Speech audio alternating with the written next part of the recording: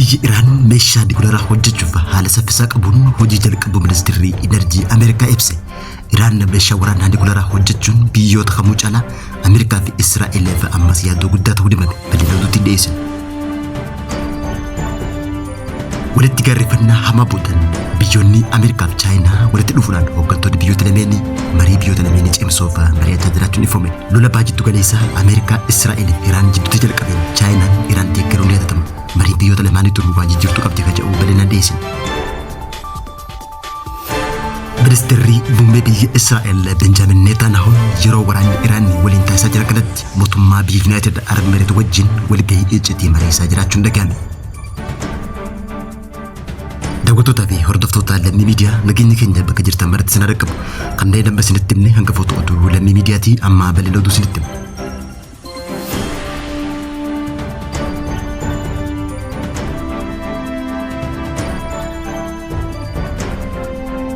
Biyyi Iraan yeroo kamuu caalaa meeshaa nukleeraa hojjechuudhaaf hojimaata ariifachiisaa jalqabuu ministeerri Enerjii Ameerikaa Chris Wright Seneetii Ameerikaatti himee jiraachuun gabaafame. Iraan meeshaa nukleeraa hojjechuuf qophii xumuruu ministeerri kun kan ibse yoo ta'u, ministeerri kun ragaa koree tajaajila hidhannoo Seneetii duratti kenneen hangaati sadarkaa badhaadhina yuuraaneemii Iraan kuufamni isaa xiqqaa ta'ullee garuu yaachisaa ta'uu dubbate. Akka ministeerri kun jedhetti Iraan yuuraaneemii badhaadhina qabu dhibbantaa 20 qofa qabaattullee hangi kuufama isii garuu addunyaadhaaf balaa guddaa ta'uu ibse. Akka CNN jedhetti immoo barreessaa Wright waa'ee sochii nukleeraa Iraan amma raawwachaa jirtu akkas jechuudhaan ibse. Kuusaa yuuraaneemiin isaanii sadarkaa meeshaa waraanaatti guddisuuf torbaan muraasa qofaa hafee jechuudhaan ibse. Yuuraaneemiin guutumaan guututti erga badhaadhina argateen booda ammallee tarkaanfiiwwan teeknikaa meeshaa waraanaa itti fayyadamuuf jiraatanis biyyattiin meeshaa nukleeraa ijaaruuf fageenya gabaabaa qofa akka qabdu ibse.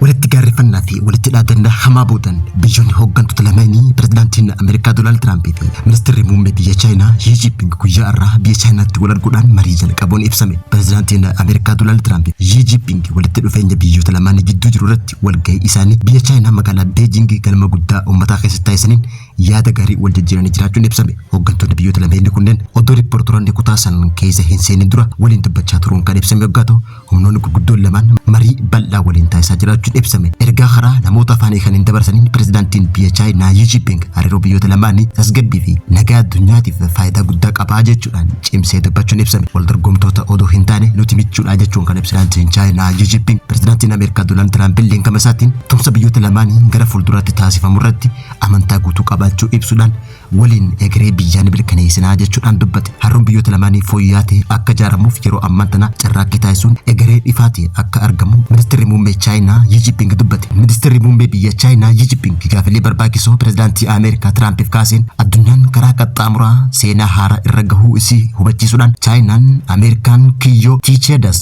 wallabdee humna haaraa humna jiru tokko uumamuu cabsanii bara hariiroo haaraa uumuu danda'anitti akka deeman gaafachuun ibsame. Itti dabaluudhaan ministeerri muummee biyya Chaayinaa addunyaan uummattoota keenya lamaan jidduu egeree waloo dhala namaatiif jecha kunniin gaafiiwwan barbaachisoo yeroo kanatti kaafamuu fi hooggantoonni biyyoota lameenii walitti dhufeenya qabuun michummaa biyyoota lamaaniitii fi hariiroo biyyoota lamaanii obbolummaa uummata Chaayinaa fi Ameerikaa kan mirkaneessu ta'uu dubbate. Xi Jinping haasawaa isaa keessatti Tiraampiif uummata Ameerikaa waggaa 250 walabummaa Ameerikaatiin baga gammadanii jechuudhaan dabalse. Biyyoonni keenya lamaan garaagarummaa isaanii caalaa waan wal fakkaatu akka qaban yeroo hundaniin amanaa jechuudhaan Xi Jinping milkaa'inni biyya tokko isa kaaniif faayidaa dabalataa qaba malee hariiroon biyyoota lameenii tasgabbii addunyaatiif bu'aa akka qabu dubbate. Chaayinaa fi Ameerikaan tumsa irraa bu'aa guddaa argachuuf kan dubbate hoggaa ta'u waldhabdee fi waldorgommii irraa garuu waan guddaa dhabnaa jechuudhaan dubbate. Biyyoonni lamaan waldorgommii odoo hin taane michuu ta'uu akka qaban cimsee dubbate. Hooggantoonni wal gargaaru milkaa'inaa fi badhaadhina biyyoota lamaanii ni milkeessaa jechuudhaan Xi Jinping haasawaa galma guddaa biyya Chaayinaa magaalaa Beijing keessatti pirezidaantii Ameerikaa wajjin marii taasisa irratti dubbachuun gabaafame. Oduma kanaan wal qabatuun Taayiwaan walgahii pirezidaantii Ameerikaa Doonaald Tiraamp fi Chaayinaa Xi Jinping gidduutti taasifaman irratti mata duree marii guddaa ta'e jaamee eegamuu jedhuudha xiinxaltoonni yaadaa fi yaaddoo qabaachuu ibsan. Ministeerri muummee biyya Chaayinaa Xi Jinping carraa kanatti fayyadamuudhaan Tiraamp irratti dhiibbaa gochuun gurgurtaa meeshaa waraanaa Ameerikaa Taayiwaaniif gootu akka dhaabu gochuu ni danda'a jechuun ibsan. Yaaddoon guddaan Xi Jinping Taayiwaan irratti dhiibbaa gochuu yoo itti fufe Tiraamp hanga tokko harka kennachuu isaatii jechuudhaan manni marii nageenya biyyaalessaa Ameerikaa keessatti daayirektarri olaanaan dhimma Chaayinaa fi Taayiwaan duraanii Julian Gewirtz dubbate. Chaayinaan Taiwan akka mootummaa walabaa dhumarratti to'annoo Beijing jalatti guutumaan guututti deebisuutti kan laaltu yoo ta'u kana galmaan gahuuf jecha humna fayyadamuu irraa duubatti akka hin jenne irra deddeebiidhaan dubbate. Gama biraatiin ammoo Ameerikaan imaamata Chaayinaa tokko jawwoo osoo hin fudhanne Taiwan waliin hariiroo cimaa kan uumtu yoo ta'e Taiwan dandeettii ofirraa ittisuu mataa isii akka argattu ni gargaaraa jechuun ibse. Pirezidaantiin Ameerikaa Doonaald Tiraamp waggoota kurnaniif ejjennoo kana deeggaraa kan ture yoggaa ta'u Tiraamp Taiwan ija wal fakkaatuun hin laaluu jechuudhaan ibsame. Yeroo waldhabdeen Israa'el fi Iraan jidduutti hammachaa jirtutti ministeerri muummee biyya Israa'el Benjamin Netanyahuun yeroo waraanaa kanatti biyya United Arab Emirates wajjin walgahii iccitii taasisaa jiraachuun himame. Haa ta'uutii malee ammoo United Arab Emirates walgahiin kun sobaa jechuudhaan haaluun ibsame. Ministeerri muummee Israa'el Benjamin Netanyahuun yeroo waraana Iraan waliin dhiyeenya kana taasifamaa jiru irratti pirezidaantii gamtaa Emireetota Arabaa Mohammed bin Zayed waliin walgahii iccitii taasisaa jiraachuun kan ibsame yoo ta'u walgahiin tun hammannaa jiddugaleessaa keessatti tarkaanfii dippiloomaasii guddaadha jechuudhaan ibsame. Waajjirri ministeera muummee biyya Israa'el Netanyahu akka ibsetti walgahiin ifa hin ta'in kun kan raawwatame yeroo Israa'el waraana Iraan waliin taasisaa turte keessatti michoota naannichaa waliin qindoomina cimaa uumuuf wayita carraaqaa turteetti jechuun ibsame. Hoogganaan biyya Israa'el kun marii tana deeggarsa waliigaltee Abraham Accords jalatti hidhata tarsiimoo cimsuuf taasifamaa jechuudhaan ibsan. Haa ta'uutii malee United Arab Emirates hatattamaan himannaan kun sobaa jechuudhaan kuffiste. Ministeerri dhimma alaa Emirates gabaasni kun Netanyahuun biyyattii daawwatan malee yookiin pirezidaantii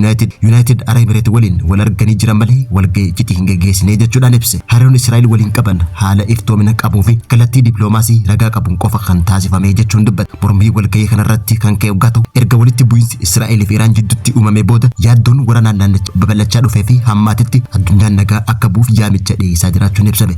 Biyyi United Arab Emirates bara 2020 keessa walgahii Abraham jalatti hariiroo Israa'el waliin qabdu gara idileetti kan deebiste yoo ta'u biyyoota galoo galaana Arab keessatti waggoota kurnan hedduun booda Israa'el waliin hariiroo qajeelaa qaban keessaa isa jalqabaa ta'uun ibsame. Ta'ullee garuu hariiroon tun waraana Gaazaa keessatti gaggeeffamaa jiruu fi tasgabbii dhabuu naannichaatiin kan waliin qabatne jechuudhaan qeeqa dhiyaateen ibsame. Daawwattoota fi hordoftoota Lammii Miidiyaa irraa oduun yeroo kana qabnu kan gammaatti hordofaa turtanii turtii gaarii.